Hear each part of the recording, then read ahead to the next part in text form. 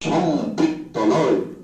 সুতরাং তাদের বিরুদ্ধে অভিযোগ দায়ের করা সম্পূর্ণ মিথ্যা ষড়যন্ত্র ও উদ্দেশ্যমূলক।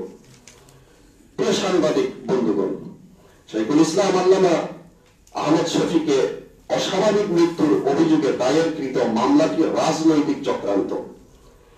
এই মামলা মাদ্রাসার শান্তিপূর্ণ পরিবেশ বিনষ্ট করা এবং হেফাজতে ইসলাম বাংলাদেশের নেতৃবৃন্দকে হয়রানি করার হীন ষড়যন্ত্র ওই কিছু নয়। এই কুচক্রী মহল নিজেদের কর্মফলের পরিণতি স্বরূপ জনগণ কর্তৃক প্রত্যাখ্যাত হয়ে ইসলামী নীতি ও আদর্শ থেকে বিচ্যুত হয়ে গেছে। এখন পায়ের তলায় মাটি না থাকায় তারা আল্লামা আহমদ শফীর মৃত্যু নিয়ে নতুন ফায়দা লুটার উদ্দেশ্যে চক্রান্তে নেমেছে। মামলাটি সেই চক্রান্তের অংশ। এর আগে তারা আল্লামা আহমদ শফীর লাশ নিয়ে নোংরা রাজনীতি করে ফায়দা হাসিলে ব্যর্থ হয়েছিল। আল্লামা আহমদ শফীর জীবদ্দশাতে তাকে জিম্মি করে কায়েমি স্বার্থ হাসিল করতে দেখা গিয়েছিল। তারাই ওনাকে জিম্মি করে একের পর এক দুর্নীতি ও অনাচার চালিয়ে ওনার আকাশচুম্বী জনপ্রিয়তাকে বিতর্কিত ও প্রশ্নবিদ্ধ করেছিল। মাদ্রাসার শিক্ষক মন্ডলী, ছাত্র জনতা, ওলামায়ে কেরাম এবং এলাকাবাসী এই মিথ্যা ও উদ্দেশ্যপূর্ণ মামলা দ্বারা ফায়দা হাসিল করার সুযোগ তাদেরকে দেবে না ইনশাআল্লাহ তাআলা।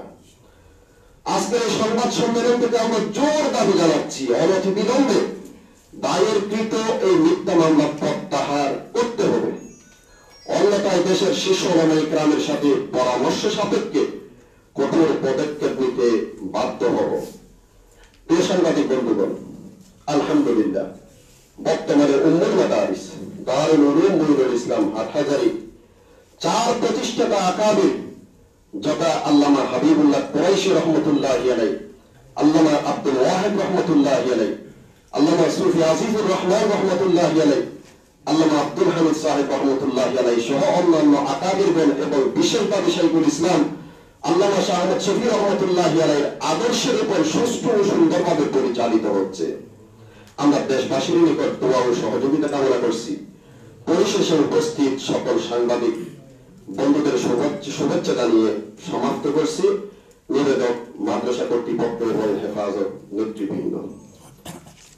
ওয়া আখিরু দাওয়ানা আলহামদুলিল্লাহি রাব্বিল আলামিন।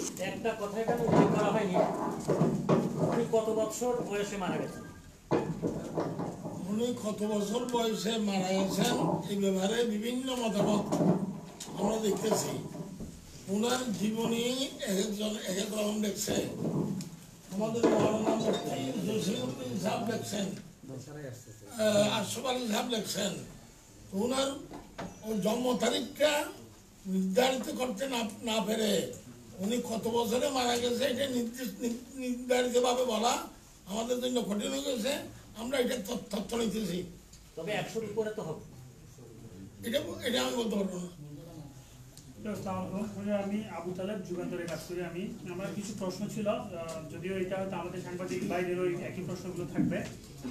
এক নাম্বার হচ্ছে কি, আমরা জানতে পেরেছিলাম যে হুজুরকে এখানে বা এখান থেকে নেওয়ার প্রাককালে তার অক্সিজেন মাস্ক খুলে নেওয়া হয়েছিল একটা বিষয়। আমি কিছু একটু দাঁড়ান, উনি করে ফেলুক না, উনি প্রশ্নটা করুন। ওনার অক্সিজেন খোলা হয় নাই। আচ্ছা, মৌলানা আমাদের ফোরকান সাহেব উপস্থিত ছিলেন, ইয়াহিয়া সাহেব উপস্থিত ছিলেন, সোহেব সাহেব ছিলেন, ওমর সাহেব ছিলেন। তিনাদের থেকে সাক্ষী নেন ওনার অক্সিজেন নাক থেকে খোলা হয় নাই। আরেকটু তফসিল করি, একটু বলি। ওনার গোটা জীবনের খাদেম আমাদের ভাই মৌলানা শফি সাহেব ছিলেন। উনি বলুন, অক্সিজেন কি নাক থেকে এখান থেকে হুজুরের অক্সিজেন খোলা হয় নাই, এখানে হুজুরের অক্সিজেন লাগানো ছিল। আচ্ছা রাখেন, আমি আর একটু তথ্য দিই। হুজুরের বিছানা এরকম লাল কার্পেট দেখেন তোমার ভিতরে, কিন্তু অক্সিজেন যেখানে রাখা হয়েছে ওইটা হলো সাদা টাইলস, ছবি আছে, ছবি দেখান, ছবি করেন। এই ছবি অন্য জায়গা থেকে ছবি এখানে লাগা দিছে। ওনার বিছানা লাল কার্পেট, অক্সিজেন যেখানে রাখা হয়েছে সেটা হলো সাদা টাইলস, কোনো মিল নাই, অন্য জায়গা থেকে আনিয়ে লাগা দিছে, ওনার কাছে আছে। ওই গামলা তো হুজুর ইয়া নাই, টাইলস নাই, আর হুজুরের রুমে কোনো টাইলস নেই, এখানেও টাইলস নাই। কিন্তু অক্সিজেন রাখা হয়েছে টাইলসে। আপনারা খেয়াল করবেন কথা, বাস্তবটা লিখবেন, যেটা বাস্তব, আমার বিরুদ্ধ হলেও বাস্তবটা লিখবেন। হ্যাঁ, 2 নম্বর প্রশ্ন হচ্ছে, আপনারা এখানে বলছেন যে চিহ্নিত একটা দালাল চক্র এই মামলাটা উদ্দেশ্যপ্রণোদিতভাবে করেছে। আসলে আমরা একটু ক্লিয়ার করতে যাচ্ছি যে দালাল চক্র বলতে কাকে বোঝাচ্ছেন বা কাদেরকে বোঝাচ্ছেন? তাদেরকে বোঝাচ্ছেন, এটার নাম এখানে বলা যাবে না। ঠিক আছে। একটা বিষয় হচ্ছে কি, এখানে আপনাদের সংবাদ সম্মেলনের যে আমরা নাম না বললেও জি জনগণ তাদেরকে আমি কাজে চিনে, আছি, পরে কথা বলবো। আপনারাও তাদেরকে চিনেন, আমরাও চিনি, নাম বলার প্রয়োজনও নাই, নাম বলবো না। আচ্ছা আচ্ছা, আরেকটা বিষয় হচ্ছে কি, আপনাদের এখানে বলা হচ্ছে যে রাজনৈতিক একটা চক্রান্ত, সেই রাজনৈতিক চক্রান্তটা কি রকমের হতে পারে বলে আপনারা আন্দাজ করছেন বা এখানে উল্লেখ করেছেন, কি সূত্রে, সেটা সেই বিষয়টা একটু বলবেন?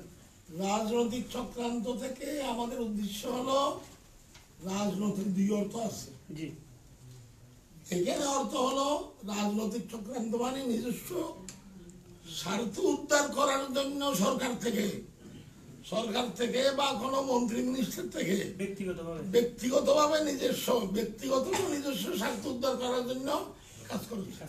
আচ্ছা বাবুই, আরেকটা হচ্ছে কি, অবশ্যই এই কথাটা এখানে চলে আসছে কিছুটা, আপনারা বলছেন যে নতুন ফায়দা ওঠার জন্য, তাহলে কি আপনারা কি মনে করছেন তারা আগেও ফায়দা আলাদা করে লুটেছে? নিন। আমরাও দেখছেন তো সেটি। আচ্ছা আচ্ছা, হুজুরের জীবন্ত অবস্থায়ও যখন হুজুর জি অসুস্থ, মাথায় সব কথা আনতে পারতেছে না, জি একেবারে শেষ মুহূর্তে ওনাকে ফুজি করিয়া অনেক ফায়দা উঠেছে। জি ছাত্র শিক্ষকদের উপর জুলুম নির্যাতন বা যা বলছে আর কি জি করেছে, ছাত্রদেরকে গিয়ে এক কথা, হুজুরকে আসি আর এক কথা। আমি একটা কথা বলি আপনাকে, আমাদের ফটিকছড়ির একজন ছাত্র একটা দরখাস্ত বুঝেন, জি দরখাস্ত নিয়ে গেছে হুজুরের কাছে এক বিষয়ে, জি আল্লাহ মাহমুদ শফি হুজুর কাছে। হুজুর সাইন করছেন, জি মঞ্জুরি দিছেন, জি তারপরে এটা নিয়ে মৌলানা আনসের কাছে গেছে, আনস মদিনের কাছে গেছে। জি আগেও বলা হয়েছে এখানে আনস মদিনের কোনো এখানে শিক্ষা সচিব নয়, জি সহকারী শিক্ষা সচিব। সচিব, জি শিক্ষা সচিব আমাদের মৌলানা মুফতি নুরাম সাহেব, সাহেব ছিলেন, জি ওনাকে বাদ দিয়ে, ওনাকে না জানাইয়া ওই আল্লাহ মাহমুদ শফিক, খেয়াল করিয়েন, আল্লাহ মাহমুদ শফিক যখন সাইন দেখছে, জি তার ইচ্ছা হলো ওই ছাত্র এখানে ভর্তি হতে পারবে না ওইখানে। আমার কথা একটু শুনতে হবে। তার ইচ্ছা হলো ওই ছাত্র এখানে ভর্তি হতে পারবে না। তখন এইভাবে ধরিয়ে, আরে বুড়া কি বুঝে, বুড়ার সব কথা কি মানতে হয়? ওই দরখাস্ত শ্রী ফেলছে, নিজের বাপের মোহতম সাহেবের সিগনেচার করা। সিগনেচার কিন্তু দরখাস্ত শ্রী ফেলছে, ফেলে দিয়েছে। বুড়ের তার শব্দ, বুড়ের সব কথা মানা যায় না। আচ্ছা আচ্ছা। আচ্ছা, আমার সর্বশেষ প্রশ্ন হচ্ছে, আপনারা বলছেন যে এই উদ্দেশ্যপ্রণোদিত, আপনাদের সেন্সে উদ্দেশ্যপ্রণোদিত যে মামলা, এই মামলা যদি প্রত্যাহার করা না হয় তাহলে আপনারা অচিরেই ওনাকে কিছু করবেন, সেক্ষেত্রে ওনাকে কিছু করবো না, ওনাকে নয়, অর্থাৎ মামলা আমরা প্রত্যাহার যদি না করা হয়, যদি প্রত্যাহার করা না হয়, জি। আমরা পরামর্শক্রমে কোনো পদক্ষেপ গ্রহণ করব। আচ্ছা, আরেকটা এইটার সাথে প্রাসঙ্গিক হলো, যেহেতু আপনার হেফাজত ইসলামের নেতৃত্বে আছেন, আপনি নবনির্বাচিত আমি রয়েছেন, তো সেই ক্ষেত্রে আমাদের একটা বিষয় ছিল যে যেহেতু আপনাদের এই কমিটি নিয়ে একটা টানা পূরণ চলছিল, যদিও আপনারা সেটা অস্বীকার করেছেন আমাদের কাছে বিভিন্ন সময়, সেই ক্ষেত্রে আপনাদের যে কমিটি ছিল 151, সেটাকে বর্ধিত করেছেন বলে আমার কাছে একটা তথ্য রয়েছে। তো সেটা কি কারণে বর্ধিত করেছেন, আদৌ সেটা সঠিক কিনা সে বিষয়ে আমাদের কিছু যোগ্য মানুষ, জি মানে আমাদের যোগ্য মানুষ কিন্তু তার নাম রয়েছে, বাদ করেছে বাদ করেছে। আচ্ছা আমরা এখানে তো ঘোষণা করা হয়েছে, পরে আরো বাড়ানো হবে। পরে আরো প্রয়োজনে বাড়ানো হবে, সেই হিসেবে আমরা কিছু বাড়াইছি। আর সর্বশেষ আরেকটা হচ্ছে যে আচ্ছা মৃত্যু নিয়ে একটু যদি আরেকটা বিষয় হচ্ছে কি ওই যে আপনাদের যে সাবেক যারা ছিল, আপনাদের বক্তব্য ছিল তৎসময় তাদের কিছু অপকর্মের কারণে কিছু সংখ্যক নেতাকর্মী বাদ পড়েছে কেন্দ্রীয় কমিটি থেকে, বর্তমানে যে কমিটি হয়েছে না। সেক্ষেত্রে আমার কাছে একটা ইনফরমেশন ছিল, আমি নাম বলবো না, এক এমপির মাধ্যমে আপনাদের সাথে মধ্যস্থতা করে তারা আবার আপনাদের সাথে আসার জন্য একটা বিষয় চলছিল বা আপনাদের সাথে একটা মিটিং চলছিল, সেটা কতটুকু সঠিক, এরকম হবে কি? আমাদের সাথে সেরকম কোনো মিটিং হয় নাই, এমনি আমাদের কানে আসছে তারা আসতে চাইতেছে। আচ্ছা এটা সত্য হতে পারে, মিথ্যা হতে পারে, আচ্ছা এটা মানে ব্যক্তিগতভাবে কোনো মিটিং হয় নাই। ধন্যবাদ। আচ্ছা আচ্ছা একটু একটু একটু ভাই আপনারা আসছেন, দাঁড়ান দাঁড়ান একটা বিষয় নিয়ে আপনারা তো বলেছেন যে এই অন্যান্য মাদ্রাসা অন্যান্যদের সাথে কথা বলে পরবর্তীতে কঠোর পদক্ষেপ নেবেন। বুঝলাম না। যদি মামলা প্রত্যাহার না হয় সেক্ষেত্রে কঠোর পদক্ষেপ নেবেন, এরকম একটা বক্তব্য বলা হয়েছে। সেক্ষেত্রে আসলে এই পদক্ষেপটা কি হতে পারে যদি মামলা প্রত্যাহার না হয়? এটা তো জবাব হয়ে গেছে, এটা আমরা পরামর্শ করবো। আমাদের কমিটি আছে, আমাদের কয়েকটা কমিটি আছে, হেফাজতের কমিটি, মাদ্রাসার 2টা কমিটি, পরামর্শ ক্রমে যেটা হয় আপনাদেরকে জানাবো।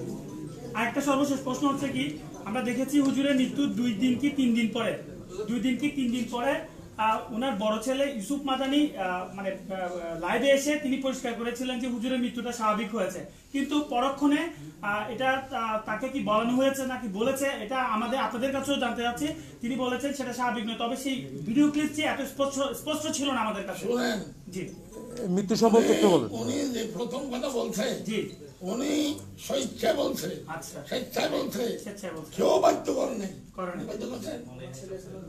এখানে এসে বলছিল তিনি। হ্যাঁ এখানে এসে বলছে, জি জি কেউ বাধ্য করে নাই। করেন। আচ্ছা আচ্ছা মামলা প্রত্যাহারের নির্দিষ্ট কোনো সময় দিচ্ছেন কিনা, কতদিনের মধ্যে মামলাটা প্রত্যাহার করতে হবে? এটা আমরা নির্ধারিত করিনি, পরামর্শ ক্রমে নির্ধারিত করবো। মামলা প্রত্যাহার করতেই হবে, এটা আমাদের দাবি। বললাম তো, এটা পরামর্শ ক্রমে আমরা পদক্ষেপ নেব, আপনাদেরকে জানাবো।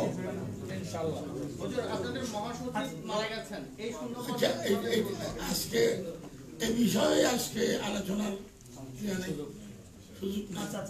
এই বিষয়ে আবার আপনাদেরকে ডাকাবো, মোলাকাত হবে, সাক্ষাৎ হবে, হ্যাঁ, খোলাখুলি হবে, তখন বলবো। মৃত্যু সম্পর্কে যদি একসাথে বাবাই আলাদা করে নেন, আলাদা করে নেন, আবার নেন, না রেকর্ড আলাদা করে নেন, আলাদা করে। রাজনৈতিকের অর্থ হলো